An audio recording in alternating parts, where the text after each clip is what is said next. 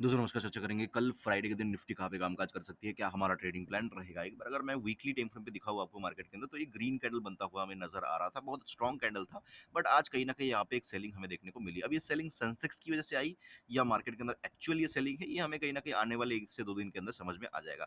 अब ये जो कैंडल ये कहीं न कहीं कल क्लोज़ हो जाएगी, अभी 19 आवर्स के आस-पास बाकी है, उसके बाद कल मार्केट खुलेगी और कहीं न कहीं ये कैंडल क्लोज़ हो जाएगी। तो ये कैंडल कहाँ पे क्लोज़ हो सकती है? देखो, एक तो जहाँ पे मार्केट है ना? इसी किसी पॉइंट के आसपास ये कैंडल क्लोज कर सकते हैं, क्योंकि एकदम से फिर से कल ऊपर चली जाए, थोड़ा-सा रेयर होगा ये, ठीक है? मार्केट को टाइम लगेगा, एकदम से ऊपर ये नहीं जा सकती। तो एक तो 40% चांस है कि ये इसी किसी पॉइंट के आसपास क्लोज हो जाए। अगर इसी किसी पॉइंट के आसपास क्लोज होगी, तो कल तो ट्रेड करने का कोई फायदा है नहीं अपसाइड की ओर। नीचे की तरफ क्या है? नीचे की तरफ मार्केट जो है कहीं न कहीं नीचे की तरफ आए, तो ये कैंडल आने वाले दिनों में या कल ही के कल ही, है ना? कल ही के कल ही ये कैंडल कुछ इस तरीके से फॉर्म कर सकती है ना? ये ग्रीन कलर का ही होगी, बट ये ऊपर से रिजेक्शन लेके आती हुई होगी और नेक्स्ट कैंडल फिर से जो है ग्रीन कैंडल बन सकता है। तो ये कहीं न कहीं एक चैनल का, सॉरी, एक कैंडल स्टिक का जो है फॉर्मेशन ये बना सकते हैं आने वाले दिनों में। ये कैंडल स्टिक नंबर 1, ये 2 और ये 3, है ना? ये तीनों कंबाइन करके एक कैंडल स्टिक पैटर्न का जो है ये जन्म आने वाले दिनों में यहाँ पे हमें देखने को मिल सकता है। तो ये 2 ही पॉसिबिलिटी है, तो हमारे हिसाब से एक तो अगर हमें कोई अच्छा सपोर्ट मिलता है, क्योंकि देखो थोड़ा-सा नीचे आ ही सकती है, फिर से ऊपर जाके यहाँ पे क्लोज़ कर सकती है ना? ये प पॉसिबिलिटी नंबर 1। पॉसिबिलिटी नंबर 2, अगर एक सर्टेन पॉइंट ब्रेक हो गया, तो कहीं न कहीं ये एकदम से गिर सकते हैं, कहाँ तक? यहाँ तक, है ना?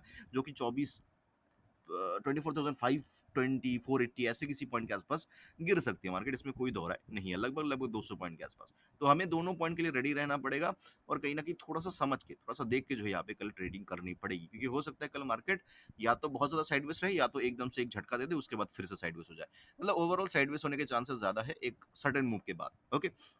अगर मैं यहाँ पे आपको 15 मिनट का टाइम फ्रेम दिखाऊँ, तो सिंपली आपको ये चैनल बनता हुआ नज़र आ रहा होगा, ये, है ना? This channel. इसको थोड़ा-सा और स्ट्रेच करोगे तो ये देखो परफेक्टली ये पॉइंट्स मैच होते हुए आपको नज़र आएँगे इस तरीके से। ओके। तो इस चैनल के हिसाब से हम क्या कर सकते हैं? देखो, बहुत ही सिंपल है। मार्केट अगर कल फ्लैट खुलती है, फ्लैट, ठीक है? फ्लैट खुलती है या थोड़ा-सा गैप अप खुलती है और फिर नीचे आने लगती है, ठीक है? नीचे आने लगती है। हो सकता है कि पहले थोड़ा-सा ऊपर चली जाए, फिर नीचे आने लगे, तो हो सकता है 5-10 मिनट ऊपर चली जाए, फिर नीचे आने लगे। मैं कहीं न कहीं इस पॉइंट के आसपास, ये पॉइंट आ रहा है लगभग-लगभग आपका, ये पॉइंट आएगा 24,670 के आसपास, ठीक है?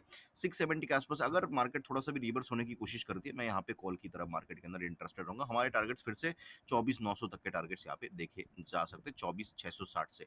इतना लंबा बैठ नहीं सकते हो, ज़रूरत नहीं है। 24,750, 24,800 के आसपास भी आप पोज़ीशन को बुक कर सकते हो। अगर मार्केट गैप डाउन खुल जाती है, देखो गैप डाउन अगर खुल जाती है, तो मैं कहीं न कहीं एकदम से अचानक से यहाँ पे कॉल नहीं लूँगा, है ना? 660 के आसपास मार्केट को आने दूँगा। ध्यान रखिएगा, 660 या 670 जो भी पॉइंट था, इस पॉइंट के आसपास मार्केट को आने दूँगा और यहाँ से लगभग-लगभग 40 पॉइंट मार्केट को ऊपर के साइड मूव करने दूँगा। अगर इ इस पॉइंट से 40 पॉइंट मार्केट मूव कर जाती है, मैं कॉल की तरफ जो है फिर इंटरेस्टेड रहूँगा। गैप डाउन खुलने पे ये सिनेरियो रहेगा, फ्लैट खुलने पे अगर थोड़ा-सा भी बुलिशनेस दिखता है, मैं कॉल की तरफ इंटरेस्टेड हूँ। अब बात आती है, मार्केट अगर किसी पॉइंट ऑफ टाइम फ्लैट खुल के, गैप अप खुल के, गैप डाउन खुल के इसको ब्रेक कर देती है, तब जो है मैं पी की तरफ इंटरेस्टेड हो सकता हूँ। हो सकता है मार्केट सुबह के टाइम में खुले, खुलते एक ही कैंडल के अंदर इसके नीचे आ जाए, ऐसा भी हो सकता है। अगर ऐसा होता है तो मैं तुरंत पी की तरफ इंटरेस्टेड रहूँगा। हो सकता है 15-20 मिनट के अंदर मार्केट और ज़्यादा फॉल करे, उसके बाद हो सकता है पूरा साइडवेज हो जाए, सेकंड हाफ में हो सकता है फिर से ऊपर आ जाए। तो इन सारे सिनेरियोज़ को रूल्ड आउट करेंगे, बस इसके लिए जो है यहाँ पे ट्रेड करेंगे 15 से 20 मिनट के लिए, उसके अंदर ही बहुत बढ़िया प्रॉफिट हमारा बन जाएगा। मार्केट अगर खुलती है इसके नीचे गैप डाउन, तो देखना पड़ेगा फर्स्ट कैंडल रेड बनता है क्या? अगर फर्स्ट कैंडल रेड बनता है, उसके नीचे मार्केट निकल जाती है फर्स्ट 5 मिनट्स का कैंडल, तो मैं पी की तरफ इंटरेस्टेड हूँ। अगर कोई और कैंडल बन जाता है तो भी मैं वेट करूँगा, यहाँ पे अचानक से कॉल की ट्रेड में इंटरेस्टेड नहीं हूँ। हालाँकि अगर मार्केट खुलती है और इसके ऊपर निकल जाती है, तो फिर से एक बाइंग हमें देखने को मिल सकती है, बट एकदम से जो है मैं यहाँ पे ट्रेड को नहीं करूँगा। पहला कैंडल देख के मैं देखूँगा कि क्या मार्केट ऊपर जा ही रही है क्या? अगर जा रही है तो मैं यहाँ कहीं पे पोज़ीशन को बनाऊँगा। अगर मार्केट गैप अप खुल जाती है, देखो गैप अप खुल जाती है तो फिर तो पुट को मैं बिल्कुल ही भूल जाऊँगा।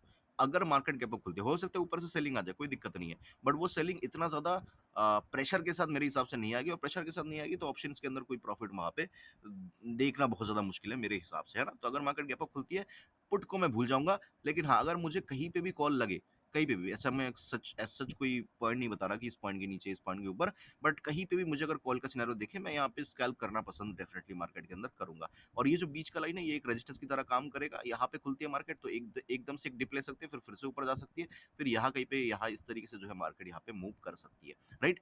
सो आई होप कि वीडियो आपको अच्छा लगा होगा। अच्छा लगा लाइक कर देना, कमेंट कर देना। मुझे सुनने के लिए आपका बहुत बहुत धन्यवाद।